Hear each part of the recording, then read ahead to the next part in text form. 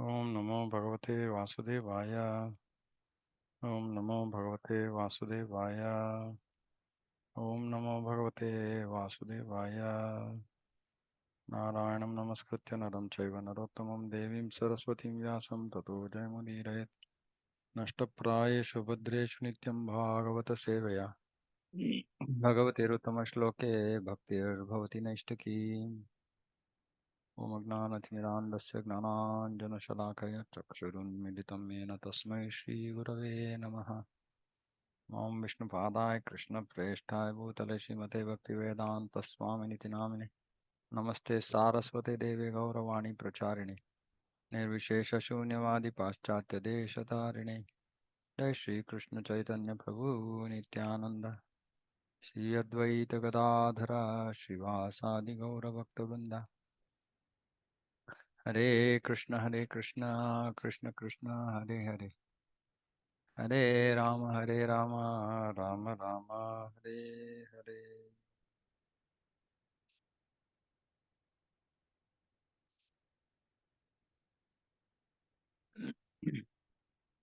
Okay, Teachings of Queen Kunti, Chapter 25, Canto 3, Chapter 25, verse 39-40. Imam lokam tathaivamum atmanam ubhayayinam atmanam anuye teha yeraya pashavogrihaha विसृज्य सर्वान् अन्यांश्च मामेवं विश्वतो मुखं भजन्त्यनन्यया भक्त्या तान् मृत्योरतिपारये. Thus the devotee who worships me, the all-pervading Lord of the universe, in unflinching devotional service, ananyaya bhaktya, ananyaya bhaktya, unflinching devotional service. Kevala Bhakti, Ananya Bhakti, Shuddha Bhakti, they're all synonyms. Gives up all aspirations to be promoted to heavenly planets or to become happy in this world with wealth, children, cattle, home, or anything in relationship with the body. I take him to the other side of birth and death. Very, very clear. Devotee worships the Lord in Kevala Bhakti, gives up all aspirations for anything concerned with this body and this material world.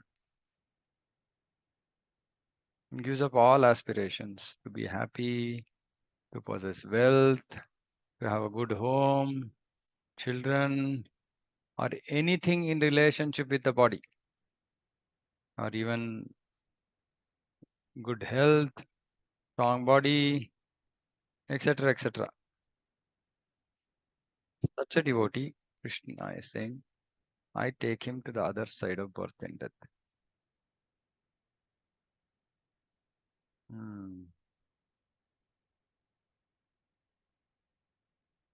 Unflinching devotional service, as described in these two verses, means engaging oneself in full Krishna consciousness, not half Krishna consciousness, quarter Krishna consciousness, partial Krishna consciousness, full Krishna consciousness, or devotional service, accepting the Supreme Lord as all in all.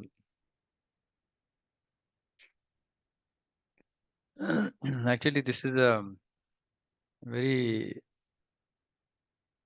well known but very, very deep truth. So, if you ask the question, saying that how many of us accept Krishna as all in all? Everybody will lift their hands, isn't it? Is there anybody here who will say that I am not accepted Krishna as all in all? Anybody? Anybody wants to lift their hands saying I am not accepted Krishna all in all? I am lifting my hand.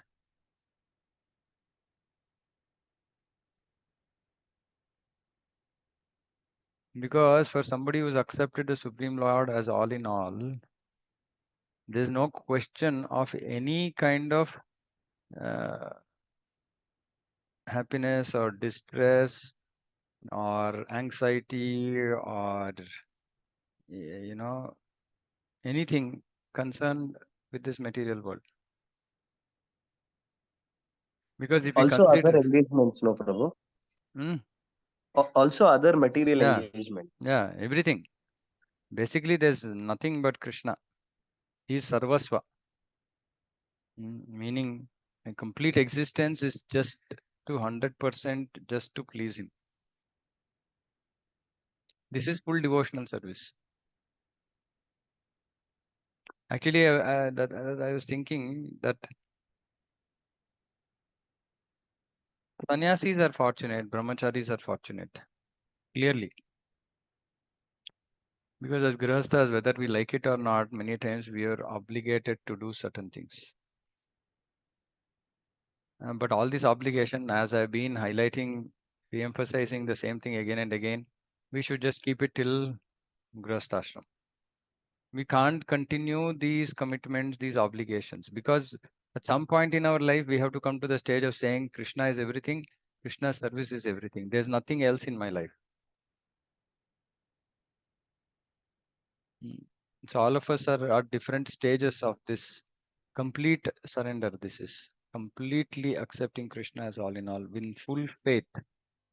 In full faith. Since the Supreme Lord is all inclusive, if anyone worships him with unflinching faith, see unflinching again.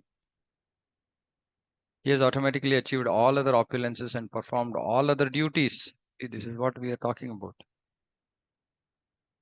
He has performed all other duties. If anyone worships Krishna with unflinching faith. The Lord promises herein that he takes his devotee to the other side of birth and death. So one who has lived life like this, Krishna will take him to the other side of birth and death. Lord Chaitanya therefore recommended that na dhanam, na janam, na sundarim. That who aspires to go beyond birth and death should have no material possessions, akinchana gochara. No material possession. No material possessions means we should always remember yukta vairagya. Meaning I have possessions, but I don't have possessions. There are some possessions which have been given by Krishna to me to simply use it in his service. So I don't really possess them. I'm just maintaining them or using them appropriately. That's all. So I don't have any material possessions. And such a person is not anxious about his material possessions, about those material possessions. He's not worried if it is lost or if he's not unhappy if it is lost. You know, it's Krishna's. Krishna took it away for whatever reason. That's all. This means that one should not try to be happy in this world or to be promoted to the heavenly world, nor should he try for material wealth, children, house, or cattle. We come to Krishna consciousness and say, I want to be free from misery. That is basically other way of saying I want to be happy in this material world. And that is not Shuddha Bhakti. It's okay. We don't discourage people who say that. We don't say that new people come and say, we want to get rid of misery in this material. I said, yes, please come. But that's for neophytes. We should not discourage such people. But if we are serious about Krishna consciousness, we should understand that this is what it is. Ultimately, we should not try to be happy in this world. Or of course, be promoted to heavenly world is not for most people of this age. Right? They don't even know that. They don't even accept that there is a heaven. Definitely, devotee should not aspire for that. Nor should he try for material wealth. Try for. Prabhupada's words, no, sometimes just puts you in a spin. Prabhupada is not saying that try but don't over try. He's not saying that. He's saying you not try for material wealth, children, house, or cattle. Meaning whatever comes, comes. That's all. Whatever comes is Krishna's mercy. So for example, I mean, I'll give you how difficult this is, right? So because of my health considerations, I'm having to go to my doctor advised me to go to do yoga. So I've been trying. to do yoga. Now, when we do, every time I'm engaging in this, I'm thinking, okay, I'm doing this because I want some result. So everything that we do, literally, we try to do with a result in mind. No, mostly we should just do things as a matter of duty. I've been like, for example, okay, this body needs to be maintained. Why? Because this body is not my possession. It's the possession of Guru and Krishna. So it has to be used in their service. Okay, it's not functioning properly. Okay, let's try to mm, make it function, because otherwise we can't serve Krishna and Guru. Okay, then what do we do? Go to the doctor, take medicine. Okay, take medicine. We'll take medicine saying, okay, let me become all right. But if suppose say we don't become all right, then what happens? Then we are in anxiety, right? So we should take medicine. Why? Because this body is not okay. It has to be fixed. So I will take medicine, and I will consider that that doctor or the intelligence is being given by Krishna. So whatever he is giving is the right medicine for me. It will work when Krishna wants it to work. So just sincerely, just follow whatever instructions have been given. But then doctor said, okay, do yoga. Said, okay, I will do yoga. But we should not have any expectation of result. So we should just do as a matter of duty. Okay, I need to do this. I will do it, but I will do with with full focus, giving it 100%, not half-hearted, but not expect results. If results come, it's Krishna's will, it's Krishna's mercy. If it don't come, that is also Krishna's will, Krishna's mercy. Now, if we can live like this in every aspect of our life, small, big, medium, then Krishna will take us to the other side of birth and death. Of course, a person can be like this and not be Krishna conscious. That's not what is being advised. Somebody is doing Nishkama Karma. They understood half of the sloka. Karmanyeva adhikaraste ma phaleshu kadachana. And then he said, okay, I'm going to do work, but I'm not going to expect any results. But if he's not doing any bhakti, if he's not offering the results to Krishna, then it's useless. Of course, it's not that it's completely useless, but it's good. It slowly it'll bring him further. He'll make progress. Eventually, he'll come to Krishna. But devotees who are practicing Krishna consciousness should not try to get happiness. Somebody told me, Prabhu, I have a very small desire. I said, wow, okay, what is that small desire? Well, I want to just be happy in in my family. I said, boss, that is like most difficult thing. You can even say I want to climb Mount Everest. I could have said something. But what you're asking is like possibly the most difficult. Practically not possible at all. So we come to Krishna consciousness. Of course, Krishna says, Artho Arthate Jignasu Gnani Chabartarsha Chaturvida Bhajante Mam Jana Sukritino Arjuna. Somebody might come to Krishna with some desires in mind. Okay, Krishna is not pushing them away. Krishna is saying, okay, fine. And he might even fulfill them. But that he doesn't continue to do that throughout a devotee's life. Sometimes he will stop. Sometime he will stop. So that we also learn. Because his real intention is to actually bring us closer to him, not to you know make it like another business. Anyway, so if we are based on what our goal in life is, that is very important, right? If our goal is to achieve Krishna, then we should not try to achieve happiness in this world. We should just do our work as a matter of duty, and then whatever comes we just accept and go on. That is Kevala Bhakti.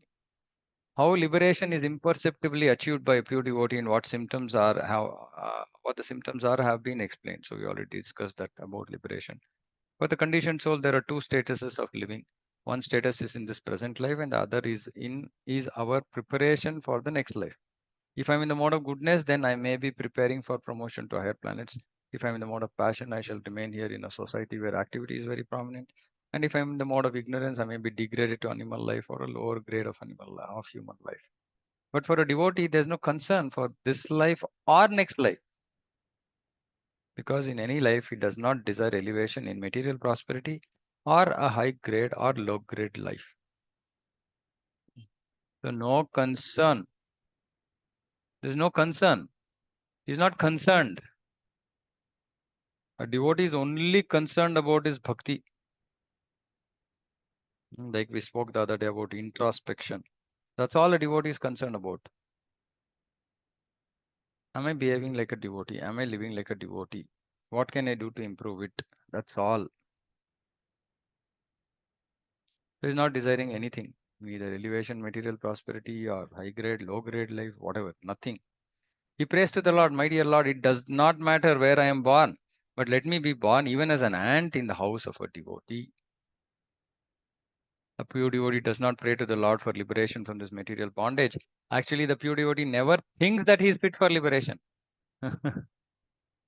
I'm useless, he thinks. Considering his past life and his mischievous activities, he thinks that he is fit to be sent to the lowest region of hell. Humility, real humility. If in this life I'm trying to become a devotee, this does not mean that in my many past lives I was 100% pious. That is not possible. A devotee is therefore always conscious of his real position. Hmm. Like this realization came to me many years back, saying that when I'm suffering, while I'm thinking only about coming out of that suffering, I never think that I also cause somebody to suffer like this, and hence I'm suffering that. So we should be conscious of our real position. We are not sadhus. We are trying to be sadhus, but in our previous lives, we have absolutely not been sadhus. Otherwise, we wouldn't be here. Unless there are some devotees here who have come to deliver other souls, which is all possible. Only by his full surrender to the Lord, by the Lord's grace, are his sufferings made shorter. Prabhupada speaks about this at length in Bhagavad Gita purport. As stated in Bhagavad Gita, surrender unto me and I will give you protection from all kinds of sinful reaction. Right? And we discussed this. This protection actually comes at the stage of Nishta. Because Krishna is saying, oh, are you really serious? Are you really serious about my bhakti? Or you just come for some, you have some material requirement and you come and you're just trying to get whatever you want and then you're gone. And then he says, no, no, no, okay, this devotee is coming, he's attending program regularly, he's doing his sadhana, he's trying to serve, but he has so many anarthas. Okay, let's see if he has the desire to get over his anarthas. And devotee is praying, he's seeking guidance from senior Vaishnavas. How do I get rid of these anarthas? I have so many things that are blocking my becoming obstacles to my bhakti, and then he's putting effort, begging for mercy, he's making progress. Krishna is seeing all this, and Krishna to a sincere soul will even help. Dadami buddhi yogam tam. He will even give appropriate guidance. Hmm. So he is giving protection. At every step, he is giving protection to a sincere soul. And when the devotee actually, by his effort and Krishna's mercy, is able to get over all his anarthas, then Krishna destroys all sinful reactions. All papa is gone. That is his mercy. But this does not mean that one who has surrendered to the lotus feet of the Lord has committed no misdeeds in his past life. A devotee always prays, for my misdeeds may I be born again and again, but my only prayer is that I may not forget your service. Now, post Nishta devotee actually, gets into, becomes very attracted to devotional service, very attracted to Krishna. Then he really comes to the stage of real humility when he thinks that, oh, I'm not qualified at all. Maybe I will have to be born again. My bhakti is very, very meager. But then he'll pray that I may not forget your service. Let me always be in the association of devotees. The devotee has that much mental strength and he prays to the Lord, may be born again and again, but let me be born in the home of a pure devotee so that I may get a chance to develop myself. There's a mood of a pure devotee. He's not like, he's not thinking, oh, yeah, yeah, yeah. Like Krishna is, just waiting for me to come back. Uh, or no. A pure devotee is not anxious to elevate himself in his next birth. He is not anxious to elevate himself in this birth also. He has already given up that sort of hope.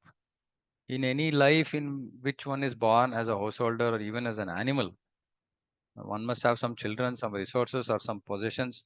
But a devotee is not anxious to possess anything. He is satisfied with whatever is obtainable by God's grace. He is satisfied. His satisfaction is one of the austerities of the mind. And if we are simply satisfied with our life situation, we will be happy. We will very easily come to Brahmabhuta stage.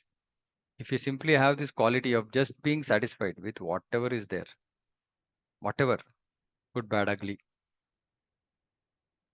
Actually, this austerity of the mind has to be practiced. Our mind keeps agitating us. This is not all right. That's not all right. Give me this. Give me that. Why did they do like this? Why did not satisfied at all? Not satisfied with anything. Of course, we should not be satisfied with the way how well we are doing Krishna service. But apart from that, with material things, we should just be satisfied with whatever is there. And even the dissatisfaction on the spiritual platform is not, it's not negative, it's positive, meaning that dissatisfaction becomes an impetus for better service, more involvement. So that is good. But this dissatisfaction on the material platform is just very negative, pulls us down from spiritual platform.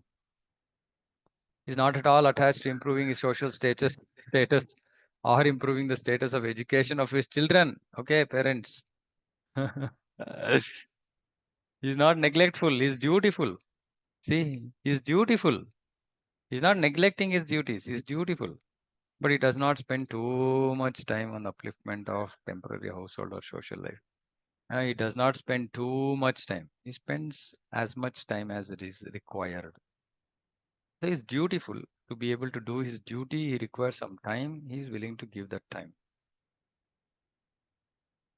He fully engages in the service of the Lord, and for other affairs, he simply spares as much time as absolutely necessary. Etarham upayunjata nirbandhe Krishna sambandhe yuktam vairagyam uchyate. Etarham upayunjata.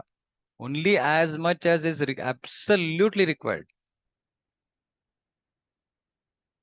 Such a pure devotee does not care for what is going to happen in the next life or in this life. He does not even care even for family, children, or society. He fully engages in the service of the Lord in Krishna consciousness. Very difficult to digest. It is stated in Bhagavad Gita that without the knowledge of the devotee, the Lord arranges for him to be immediately transferred to the transcendental abode just after he leaves the body. Without the knowledge of the devotee is thinking, oh, I'm not qualified. Krishna has already made all arrangements. After quitting his body, he does not go into the womb of another mother.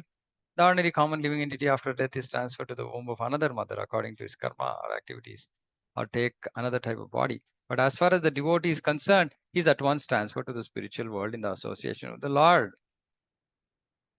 That is Lord's special mercy. And if we are not attracted by this proposal or this proposition, whether we are, when we hear this, at once transferred to the spiritual world, what do we feel? Do we feel, okay, fine, maybe, I don't know, or we are like jumping up and down on our seats? That will decide everything. If we are not yet jumping up and down, then we should somehow come to the stage of jumping up and down. Then automatically all this becomes very easy to do. I've highlighted this multiple times, saying that all these so-called obstacles, material attachment, this, that, and all that, when we think of it in, silo, like when we just simply micro focus on these problems, these challenges, we feel very, very discouraging. Oh, it's so difficult, but just if we have to just lift our heads and say, why am I having to do all this? What is the result, or what am I trying to achieve? And then we look at Krishna and Radha and we say, oh, Radha and Krishna's association, service in the spiritual world. Okay, I'm ready to do anything.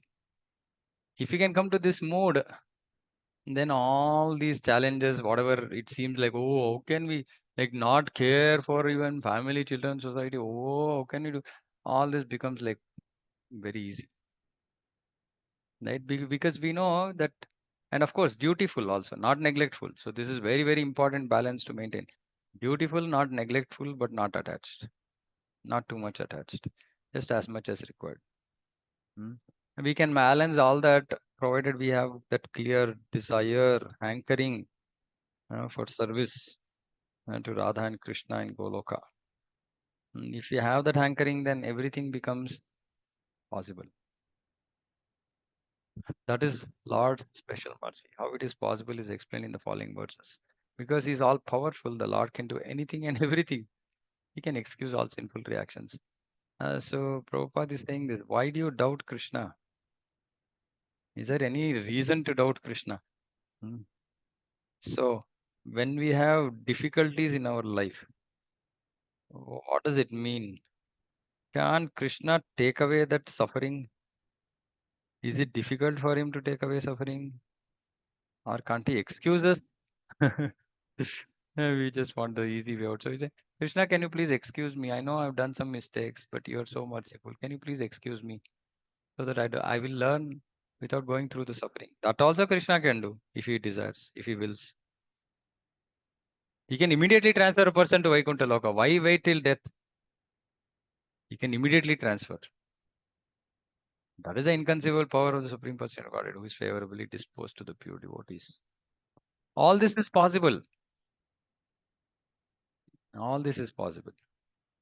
Provided we want it. Provided we really want it. And we have to work for it.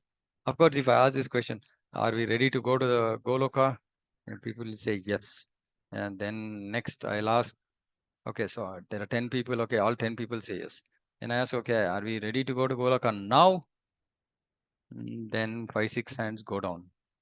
No, no, I'm not ready yet because I have this, I have that, I have something, this to achieve, that to achieve. Mm. So, we have to have this. If we really want it, then Krishna can actually bestow it. Now, those people who still say, yeah, yeah, I want to go immediately to Goloka, I am not hung up on anything.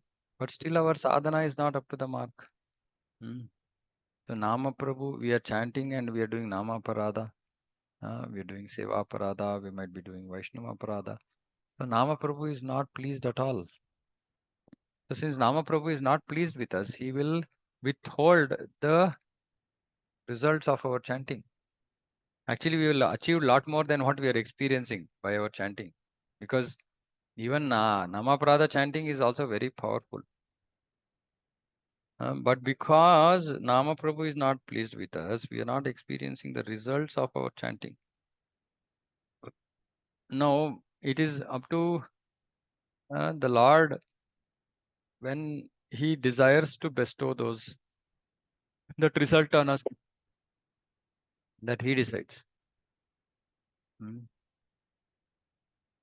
So, mostly either we don't have the desire or we have the desire, we have the sincere desire, but we are not doing sadhana properly.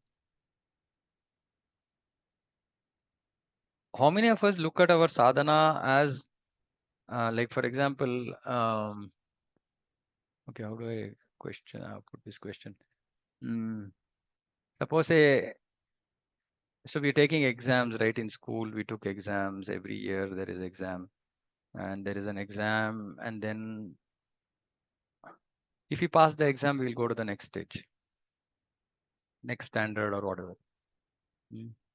Those who are serious about their education, what will they do? And they will take their exam seriously, isn't it? They'll take their exam seriously. They will prepare nicely. They prepare very consciously. They're not wasting any time. And they want to make sure that everything they have covered. They've read all the syllabus. And if they have any questions, they will clarify with the intention that they can actually pass the exam. Unfortunately, we don't seem to be looking at our sadhana from this perspective. Our sadhana has become some mundane, boring thing of chanting Hare Krishna every day because I don't have taste for the Nama. I'm simply having to chant and I don't know if I'm making any progress really. Isn't it? But actually, we have to understand this chanting actually itself has many, many stages.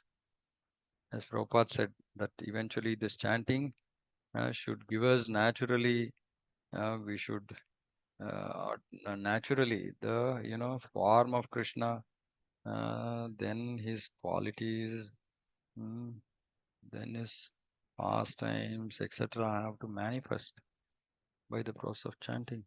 Now, where are we today? We are today where our mind is running here and there towards material things. We are not even hearing the nama. Mm. So first is chanting properly. So what are the various stages of chanting? First is chanting properly, meaning pronouncing all the names clearly, and uh, you know, so that is the first stage. Second is hearing properly. So that hearing we are not doing. Next is when that hearing becomes mature of the nama, then there should be remembrance automatically of the form of the Lord, then of his qualities, then of his pastimes. mm. So like this, it has to go on. So stage one is distracted chanting. Stage two is focusing, hearing nama. Stage three is when rupa uh, form comes into the mind. Stage four is when qualities come into the mind. Stage five is when pastimes come into the mind. Like this, we have to make progress. But we are so stuck in the step one only about we are so distracted by because of our attachment to material things. Our mind is just simply hovering on material stuff, thinking about this, thinking about that. We are not considering that this sadhana that I'm doing every day of chanting is actually to make progress. I have to move from stage one to stage two. It's almost like like we do this Shiksha program. Like that, we should have our own Shiksha program. Okay, chanting level one. Oh, I'm still in level one. Oh, I have to go to level two, level three, level four, level five. Mm, so, am I really serious? Yeah, I'm serious about going back to Godhead. But am I really serious about my chanting? Maybe, maybe not. If I'm serious about my chanting, I should be serious about everything that I'm doing during the whole day. Am I serious about that? Maybe, maybe not. So if we actually do all that, then all this is possible. Whatever we are reading here, right? At once transfer to the material spiritual world is possible. Because Krishna is anyway inconceivable power. But he doesn't do it without qualification. Adhikara. That is why it's called adhikara. We have to have qualification. If you have qualification, Krishna will do. But we have to build that qualification. Building that qualification is the sincerity and seriousness of bhakti. Hmm. So just imagine, it's not very difficult. It's not very difficult. Krishna can take us to the other side of birth and death. I mean, we are not interested in this. We are interested really in the other side. And the other side is the beautiful, inconceivable, wonderful Goloka, uh, with the inconceivable, wonderful, pure devotees, along with mm, Radha and Krishna. Okay, so all this is possible. Okay, stopping here. Any questions, comments? Hare Krishna, Prabhuji. Yeah, Dandavad. Yeah. Prabhuji, in the course of your class, you said you should not be seeking for happiness, the anxiety to reach to the Lord. Yes. But if you are all the time in anxiety, if you're not happy, even chanting becomes laborious. Chanting becomes, it becomes, you need to be settled even to do your Krishna consciousness. Settled. Okay, maybe you have to change that word. If you're Not not, settled. if you're not happy, how do you, like, I don't know. No, not happy. Actually, we discussed that. And we What always is the word?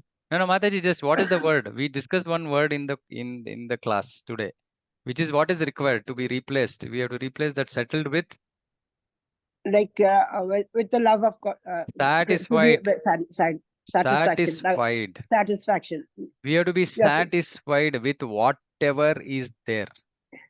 We can never expect to be happy in this material world. We can never expect to get whatever we want in this material world. We have to be satisfied with whatever is there. Good, bad, ugly. Do we have a choice about that? We don't. We have to take things as they come. Yeah. So But if you're but satisfied, then mentally, automatically we'll move, no? but mentally, if you're not strong enough, and like one line which you read, you have to do your duty without neglecting and without attachment. Yes. That becomes that. The problem is that only, Prabhu, when you do your duty, you do get, you can't neglect, and you do get attached. That is where the root cause is. No, that's what. So, okay, suppose if we get attached, then what happens? Then whatever happens, results come, we are not happy with it. Right? So the point is whether we are attached, not attached, okay, that's one aspect, right? But the real point is we have to just be satisfied. I think this is all I'm going to get. Right? And what will happen is for such devotees who are not able to get over this attachment to material world, Krishna will take them away. If you are really sincere, if you want Krishna and we also want material things, Krishna will take away material things, be it material relations, material wealth. Krishna will take away. Because when Krishna takes away, then you'll be forced. One will be forced to accept it. One will be forced to accept. Right? So the simpler, or let me say the easier path, either we can go through the difficult path or we can go through the easy path. The easy path is just to put this into our mind, saying that let me just be satisfied with whatever it is. Let me just be focused on pleasing Krishna. If we can come to that level of satisfaction, we will make progress. If you have not been able to come to the stage of satisfaction, yet we really hanker for Krishna, Krishna will take away all those obstacles in our life, which we are actually wanting to achieve. That material happiness, that material wealth, that relation, that health, that body, whatever we are seeking for, Krishna will take away. And then we will have no option left. Like you said, we don't have any option. We won't have any option. We've been trying, not getting. Then what we'll do? Say, okay, I accept. Prabhuji, many a times when there is a dire consequence, when financially or this thing, when Krishna takes it away, you instead of being more into it, we see people drift away, commit more offenses, and even like sins also. So you have to be, even for that stability to come to take, that is also necessary. Prabhu, everybody Yeah. cannot become a Sudama and be so strong, or Haridras. Itna strong bhi to hona chahiye na, Prabhu, mentally and physically to No, do but things that. if we are not strong, we don't have an option, no, Mataji. There's no option. See, today we are in this illusion saying that I will put some effort, I will get something. Right? And generally people kind of experience that, okay, they put some effort, they get some results. Now, what happens if time and again you're putting effort, you're not getting a result? What will you do? You will go crazy, right? Nothing. Pingala, Yeah. Pingala, right? I mean, saying like, I've been trying for 10 years, 15 years, nothing is happening. What will you do? What will you do if suppose for 10, 15 years you've been trying something and you're not getting any solution? How much interest will you have to put you? Just remember day one when you started putting that endeavor to achieve that versus today. Is your interest the same? Is your level of enthusiasm the same to achieve the result? It obviously decreases, right? Because you tried, your enthusiasm is slowly and steadily reducing. Because you see that it doesn't seem to be possible. Maybe I won't be able to get this. Then we come to Pingala stage and we say, okay, I'm now renounced. I've given up this attachment. So that is the difficult path. But one very, very important thing I want to say here, this is actually my life's experience. So I'm able to tell so clearly, right? Krishna is always with us. Krishna is always with us. He will not put us into a situation similar to that of a karmi. He will not put us into that kind of a situation. Meaning, suppose somebody doesn't have wealth, he will not put us into the position of another karmi who also doesn't have wealth. He will just keep pushing little. He's giving little, taking little, giving little, taking little, so that He's pushing us slowly, steadily towards that renunciation. He's not putting us, he's not going to like squeeze us, right? He's not going to put us into such a difficult situation that we can't even deal with it, that we will go away. Now, if we are really going away at kinds, that means that we never wanted Krishna. See, it's a very simple thing. There's only one person in this world who can undo, change anything and everything. That is Krishna. Now, if we leave Krishna and go away, what other hope do we have? That means we've really not heard, we've really not understood our Sambandha Gnan. So that is very, very unfortunate, those devotees who go away from Krishna. And if some devotees have such propensity, what is the use of other association? What is the use of the association they were with? That association should have pulled them, should have fallen at that devotee's feet and begged to come back. Right? So Krishna is giving us all this, he's giving all protection everywhere, fences everywhere. He himself is standing, his devotees are standing, Guru is standing, everybody is standing to help us. Still, we are so hard-headed, dumb-headed that we can end up doing anything. Anyway, so the point is that we have to just be satisfied. We have to be satisfied. Either we are intelligent enough to easily become satisfied, or we learn through the difficult path. Up to us. But we have to come to that satisfaction. Like I said, when even if you don't have satisfaction, even suppose we are just the worst of, anxious or, attached people in the world, let's become attached to Krishna and see how our life changes. If we simply become too much attached to Krishna, automatically all these equations will change. So that is why, again, Shravanam, emphasis on Shravanam. Okay. Any other thoughts? Anybody? Hare Krishna, Prabhu. Hare Krishna. Actually, yesterday I wanted to tell this. So, I mean, every day when we are hearing all of this, right? So I feel like a You new feel like challenge. I should not come, I should not join the class tomorrow. I know that is a real mood. That is a real feeling. No, we don't feel that, but we feel guilty. I really feel that, I wish I was more anchored. I wish I could more love the Lord more.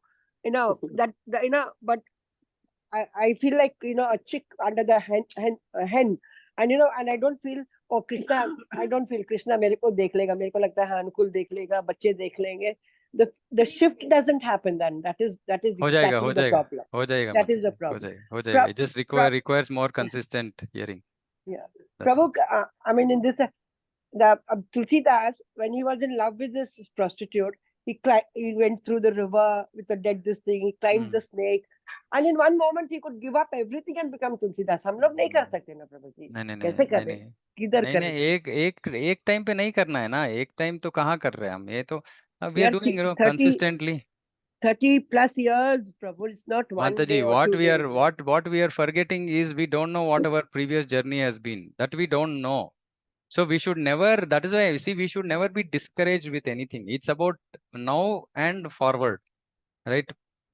Seeing the past, what is the use of seeing the past? It's not going to give us any insight into anything. It's just going to discourage us. We can take it from today, right? We can take it from this moment. See, Prabhupada is so clearly, that is the reason sometimes I wonder, saying that, I mean, what am I doing? I'm just reading Prabhupada's statements and giving it the due importance. That's all I'm doing here. I'm just giving Prabhupada's statements the due importance. I'm not saying anything outside his purport, isn't it? So if somebody really reads Prabhupada's books, hears Prabhupada, there is no way we can go anywhere else. It's simply impossible. We're just not attached to Prabhupada's book. That's our problem. Right? So Vamshi Prabhu, to answer your question, this is the same feeling you should get even if you're not attending this class, but if you're reading Prabhupada's purports. Right. But one more reflection, Prabhu. Actually, I wouldn't say not to come. Rather, I would say that, every day it's a challenge. It's a challenge. It's a new challenge because I have resetted myself maybe a day before saying this is what I need to do. But again, after listening today, there is again for No, that no problem. changes See, to okay, that. good Yes, point, yes. good points, right? See, one thing we should understand, no, Vamshi Prabhu, see, as we are hearing these things, there are multiple levels that we have to go through, multiple levels of progress we have to make, right? So what we should identify is as everything, as every day we are hearing, everything seems to becoming important. We should not get confused. You know, that is the reason why I keep telling devotees saying that make notes. When you make notes, you would have you would written 10 things that you have to bring up, 10 changes that you have to bring about in your life. You see those 10 and say which is the first one, basic one, from where I have to go, right? That is that level one, right? Oh, next this is level two, next this is level three, and we should progress in that way. Meaning, okay, did I accomplish level one? Yeah, okay, 70-80% I've done. Okay, now let me focus on level two, right? It's we can't achieve 10 things at the same time, isn't it?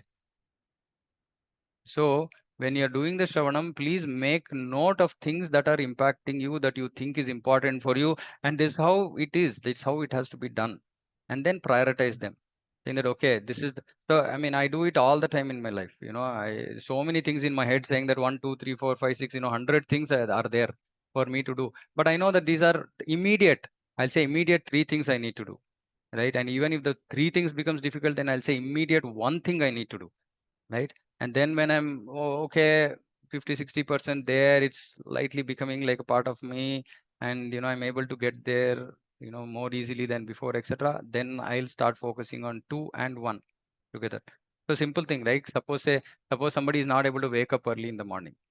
I used to struggle with this many times when my health breaks down, and that keeps happening every now and then, and I struggle to get up in the morning. Now I'm trying to do one thing, irrespective of whether I slept in the night, I didn't sleep in the night, or what time I slept, or whatever is the situation of the body, I'm trying to get up at 4:15, right? And I'll say, okay, if I'm going to get sleep, what the only thing we're going to get is sleep, right? And I don't have to go to office, so fortunately. So I'll say, okay, I'll sleep in the afternoon, right? um, Something, right? Like, point I'm making is that only one item at a time. Okay, now my focus is simply to get up early in the morning every day, whatever is the time, 4 o'clock, 4:30, whatever is your time. Just say, okay, I'm just going to fix this. Okay, that is done now. Like people say 21 days, this, that, and all that, whatever it is, right? Now it became part of me. Now I'm getting up even before the alarm is ringing. Okay, great. Now what is the next step? Right? So like this, we have to do 1, 2, 3, 4, 5. That is how we make progress. Otherwise, it's so boring. Devotion life is so boring. We're not going to make any progress. We're not going to experience any feelings towards Krishna. We're just going to be, okay, one more day of chanting, one more day of boring chanting. Not going to take us anywhere. I mean, I feel so excited that there are so many things to do. Sometimes I feel like, okay, what if I achieve something? I say there's no possibility at all, because there's no end to this achievement in on the spiritual path. So it always keeps us happy and excited and working towards something. See, it's all good. The other thing that I want all of you to realize is everything is good, is better than our current position. So there's nothing. It's not nothing to feel bad. I don't know if we are all on the same page here, right? Every little improvement that we try to make is an improvement, is one step, a half a step, quarter step closer to Krishna. We should be rejoicing. We should be rejoicing every day that we make any little tiny, squirrel attempt to bring about any kind of change in ourselves, is that much movement closer towards Krishna, isn't it? At least So for true. me, I'm Yeah. excited. Otherwise, what is there in life? There's nothing else in life. Everything So else we already true. tasted. Puna puna charvita charvanana. We've already tasted. This we have not tasted. That's another beautiful way of looking at it. This we have not tasted. Today, the stage that we are in our bhakti, we have not tasted it before, because it was 5% yesterday. It is 5.1%. We never did this 5.1% before in our life, right? So it is progress, real progress, unlike material things which are just puna puna charvita charvana. We've already tasted it. We've already been there, done it. No fun. This is real fun. When I say fun, like sarcastic. Yeah. And another point, Prabhu, I just Mhm. wanted to understand better is uh, the same purport or the shloka what you did today. When I am reading personally, the kind of a realization what I'll have is very, very different from hearing a class, right? Mhm. So, Mhm. how do we get better through reading as well? Yeah. 15 times reading. Okay. So more reading is what it 15 is, like times reading. repetitive No, same every thing. reading results in application. That is why I keep saying read Prabhupada's books. Every time we are reading, we pick up, see, out of like 50 things that are there in a purport, we might pick up one item, two items to focus on. And when we do that, next time we come read the purport, these two items are clear now. Now then we will focus on third item that that caught our attention. That's how it progresses. So it's okay. It's a usual thing. I mean, you yourself, maybe, another 5 years down the line, you will, be possibly taking classes, and then people will be saying, wow, amazing, right? But that's just how everybody makes progress. So nothing super special about it. Okay, Prabhu. Understood. Yeah. Okay. We will close. Thank you very much. Vanchakalpa Srimad Bhagavatam ki jai, Jagat Guru Srila Prabhupada ki jai. Vanchakalpatarubhyashta kripa sindhu bhyo patitanam pavanebhyo vaishnavibhyo namo namah Vaishnava ki jai. Yeah, another great reason for excitement is Gaur Purnima.